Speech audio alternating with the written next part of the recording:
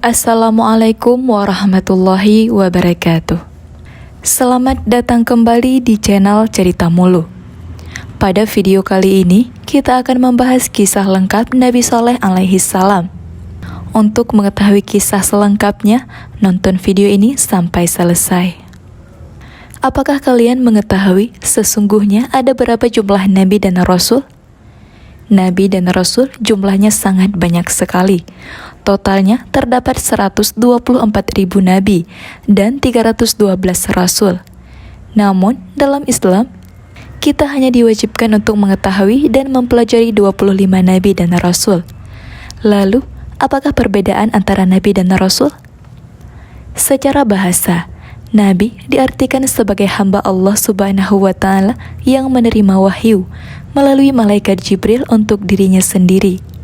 Nabi merupakan manusia biasa seperti kita. Hanya saja, Nabi diberikan kelebihan dan amanah untuk mengingatkan orang di sekitarnya dan keturunannya agar memiliki perilaku baik dan menyembah Allah Subhanahu wa Ta'ala. Nabi berasal dari istilah kata naba, yang memiliki pengertian dari tempat yang tinggi. Sedangkan Rasul adalah hamba Allah Subhanahu wa Ta'ala yang menerima wahyu dari Allah Subhanahu wa Ta'ala melalui malaikat Jibril untuk dirinya sendiri dan umatnya. Semua Rasul adalah merupakan Nabi, tetapi tidak semua Nabi adalah Rasul. Nah, apakah penjelasan mengenai perbedaan antara Nabi dan Rasul cukup mudah untuk dipahami? Tentu mudah, bukan?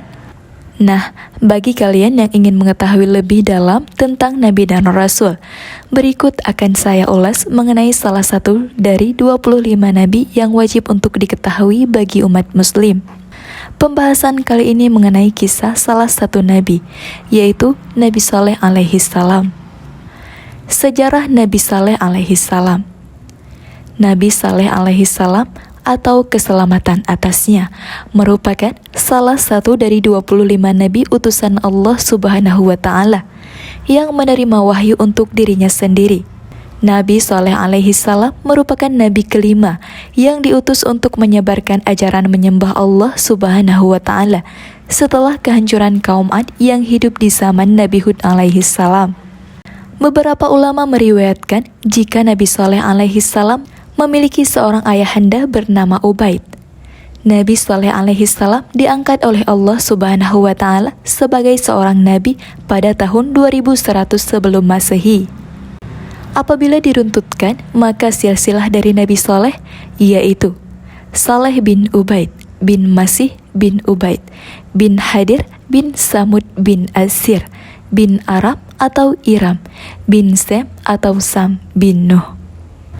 Jadi, dapat disimpulkan jika Nabi Shaleh alaihi salam masih memiliki keturunan dari Nabi Nuh alaihi salam. Nabi Shaleh alaihi salam berasal dari bangsa Arab, tepatnya suku Samud.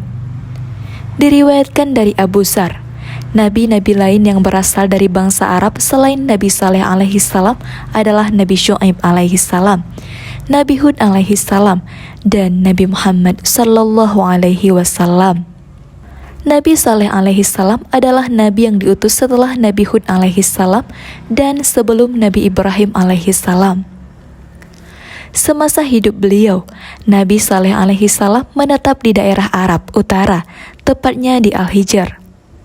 Selama di Al-Hijr, Nabi Shaleh alaihi salam merupakan salah satu orang yang sangat dihormati dan dijunjung tinggi oleh penduduk Al-Hijr, yaitu kaum Samud. Kaum Samud sangat pandai dalam hal memahat batu, terutama batu-batu pegunungan. Hal tersebut dikarenakan daerah Hadramaut yang merupakan tempat tinggal kaum Samud adalah pegunungan. Sesuai dengan firman Allah Subhanahu wa Ta'ala dalam Al-Quran Surah Al-Fajr ayat 9. Dan terhadap kaum Samud yang memotong batu-batu besar di lembah. Al-Quran Surah Al-Fajr ayat 9. Perjalanan dakwah Nabi Shaleh alaihi salam.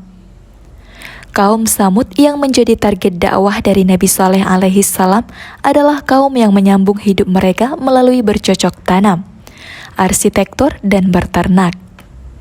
Kemampuan yang dimiliki kaum Samud di bidang arsitektur sangatlah mengagumkan.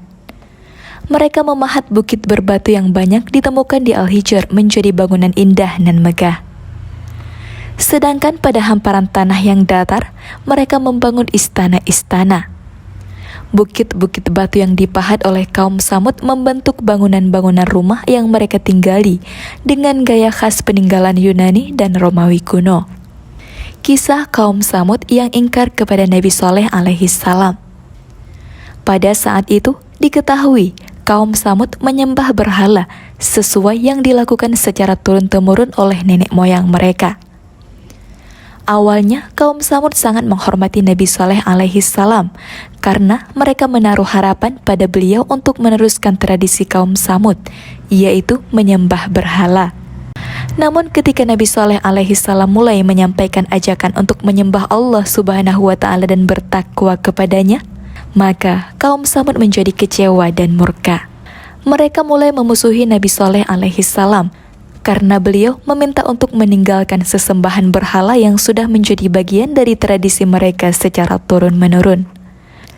Selain memiliki kebiasaan menyembah berhala, tabiat lainnya yang dimiliki oleh kaum Tsamud adalah angkuh dan sombong.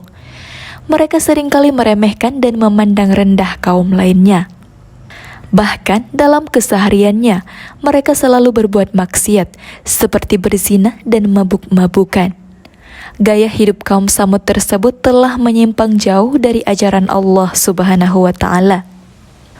Oleh karena alasan tersebutlah Allah Subhanahu wa taala mengangkat Shaleh menjadi nabi dan ditugaskan untuk berdakwah kepada kaum Tsamud. Seperti yang difirmankan oleh Allah Subhanahu wa taala dalam Al-Qur'an surah Al-A'raf ayat 73. Dan kepada kaum Tsamud kami utus saudara mereka, Shaleh. Dia berkata, "Wahai kaumku, sembahlah Allah. Tidak ada Tuhan sembahan bagimu selain Dia. Sesungguhnya telah datang kepadamu bukti yang nyata dari Tuhanmu. Ini seekor unta betina dari Allah sebagai tanda untukmu. Biarkanlah ia makan di bumi Allah. Janganlah disakiti.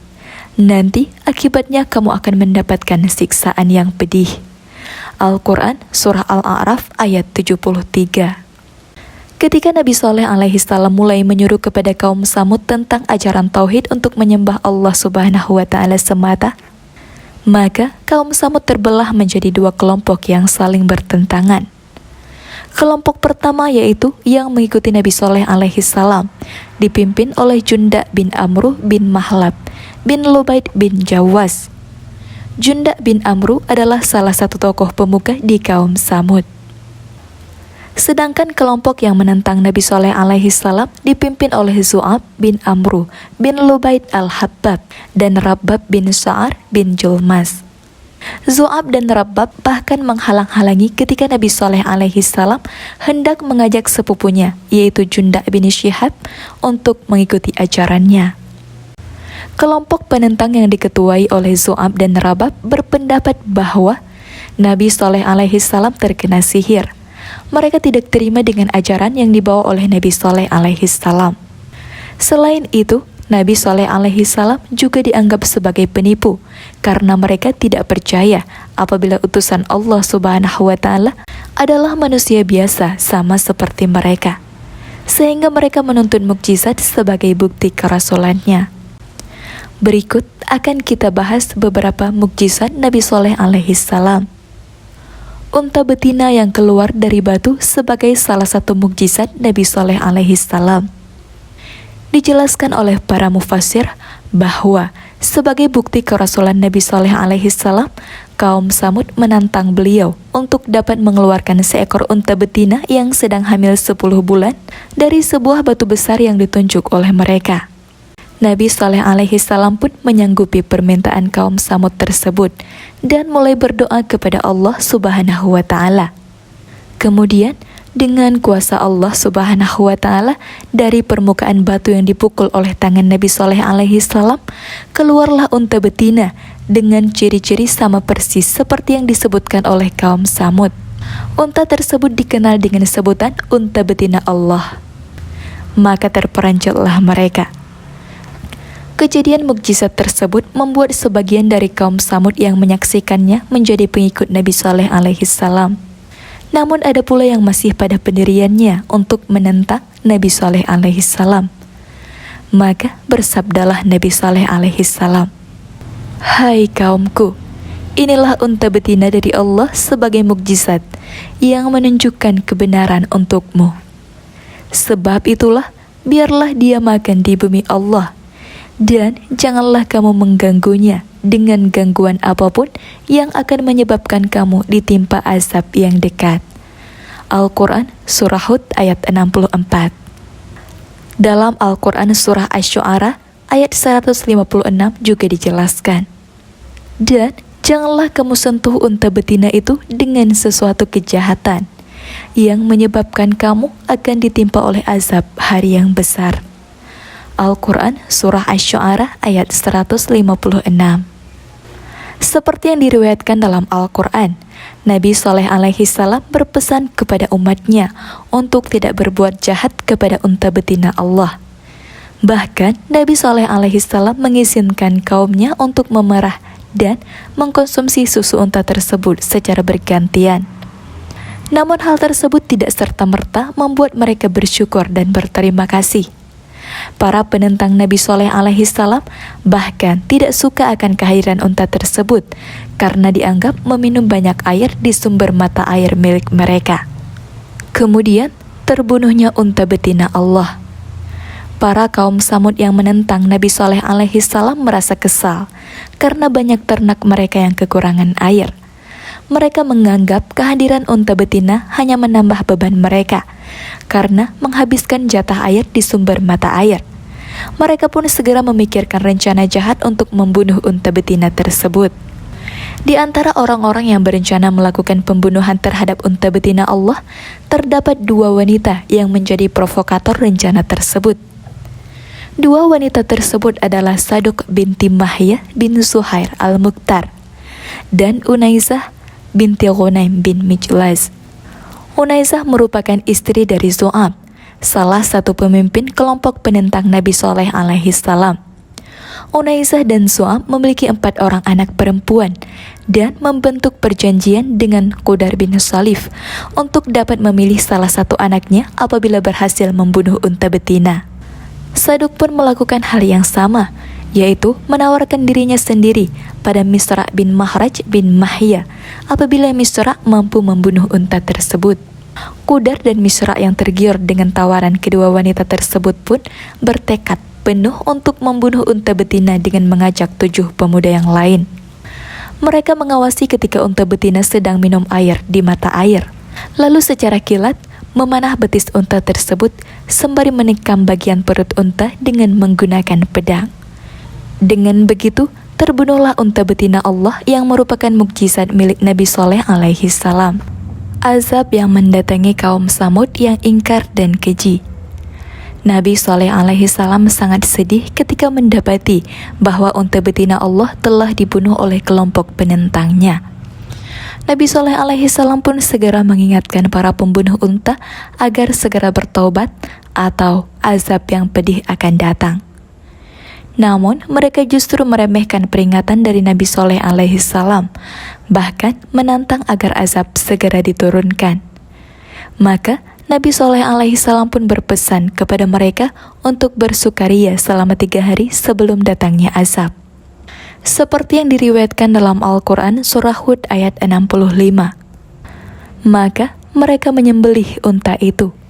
Kemudian dia, Saleh, berkata, "Bersukarialah kamu semua di rumahmu selama 3 hari. Itu adalah janji yang tidak dapat didustakan." Al-Quran Surah Hud ayat 65. Perbuatan mereka membunuh unta tersebut adalah suatu pelanggaran terhadap larangan Nabi Saleh alaihissalam. Oleh sebab itu, Allah Subhanahu wa Ta'ala menjatuhkan kepada mereka hukuman, yaitu membatasi hidup mereka hanya dalam tempo 3 hari.